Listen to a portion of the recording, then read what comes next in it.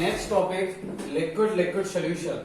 Okay, a liquid solution means solute and solvent both are the liquids. And solute and solvent both are the liquids. In this condition, there are three situations are obtained. First, miscible liquids. Second, immiscible liquids. Third one is partial miscible liquids.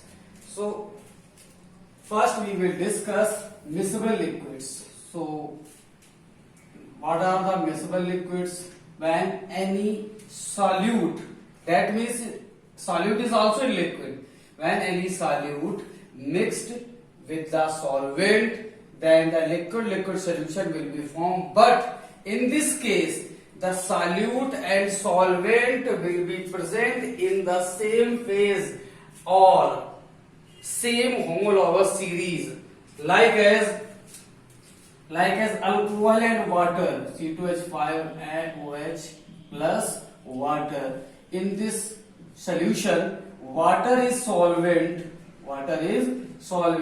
and it is solute, and both are having the polar nature, so that is why they are the miscible liquids. There is a rule, like dissolve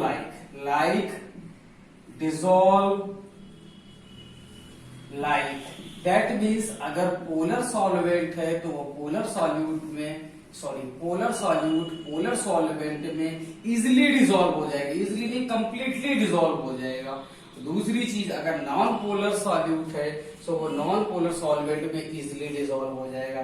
जैसे अगर हम बात करें कि अपने पास कोई non polar solute है या नॉन पोलर सॉल्वेंट है, नॉन पोलर सॉल्वेंट का एक एग्जांपल ले लेते हैं. सपोज हमने ले लिया फिनॉल या लिक्विड बेंजीन ले लिया, या फिर हमने ईस्टर ले लिया, या फिर ईथर ले लिया. सपोज ईथर ले लिया, ईथर में कोई सिंपल सा ईथर ले लिया, CH3OCH3, या एसीटोन ले लो. बहुत सिंपल सा एग्जांपल सब लोग जानते हैं जो परफ्यूम में यूज होता है, CH3COCH3. ये हमने स्ट्रक्चर इसलिए लिखा है, स्ट्रक्चर फॉर्म में इसलिए लिखा है ताकि आपको इसका इजिली जो फॉर्म है वो याद हो जाए. ये है एसीटोन. अगर एसीटोन में वाटर मिक्स कर देंगे तो इजिली मिक्स नहीं होगा. यहाँ पर वाटर सॉल्यूट की तरह काम कर रहा है. वाटर की जगह अगर आप और कुछ लेना चाहो, सपोज कोई आयनिक क्रिस्टल ले लिया, NaCl, वो इजिली डिसॉल्व नहीं होगा क्योंकि ये नॉन पोलर कंडीशन में है और ये पोलर कंडीशन में है. So polar solute do not dissolve in non-polar solvent easily, and non-polar solute do not dissolve in polar solvent. This rule is known as the like dissolve like rule. Okay, so there are a condition when the polar solute dissolve in polar solvent and non-polar solute dissolve in non-polar solvent. Okay, now next, immiscible liquids. Immiscible liquids की अगर हम discussion करते हैं, immiscible liquids में, तो when liquid dissolve in such liquid which have another tendency, that means they do not belong the same homologous series. This condition will be generated only when any solute liquid having the more intermolecular attraction to the another liquids. So such type of the liquid, solvent liquid, such type of the liquid, such type of the solution is known as the immiscible liquids. Immiscible liquids को अगर हम आपको simple language में translate करके बताएं तो जो ना मिले, मिक्स ना हो, they do not mix together easily. Suppose हमने बात किया phenol plus water. Okay, phenol और वाटर दोनों इजिली मिक्स हो जाएंगे क्योंकि इसके पास भी पोलर नेचर है और इसके पास भी पोलर नेचर है. दूसरा एग्जांपल ले लेते हैं, NaCl प्लस फिनॉल या लिक्विड बेंजीन ले लो, ईथर ले रहे हैं, CH3OCH3. ओके, डाइमिथाइल ईथर है, इसमें NaCl डिसॉल्व करेंगे, इजिली डिसॉल्व नहीं होगा क्योंकि ये नॉन पोलर नेचर रखता है, ये पोलर नेचर रखता है. Okay, but there are some cases in which any solute which have the more interaction towards the solvent molecules, so they partially dissolve in the solution. So such type of the solution are known as the partial invisible liquids. Okay, like this, phenol having the partial polar nature and water is a pure polar molecule. So that is why this example belong to the partial invisible liquids. Phenol partial polar nature रखता है जबकि water polar nature रखता है, इस वजह से ये example यहाँ बिलोंग करेगा। ऐसे सॉल्यूशंस भी होते हैं। एक और एग्जांपल लिख देते हैं यहाँ पर, बेंजीन C6H6 भी कहते हैं और इसको इस तरह से भी रिप्रेजेंट करते हैं, कैकुले स्ट्रक्चर कहते हैं इसको। अगर इसको वाटर के साथ मिक्स करेंगे तो partial invisible liquids. Okay, now next topic. Okay, now next, gas liquid solution. That means solute is gas and solvent is liquids.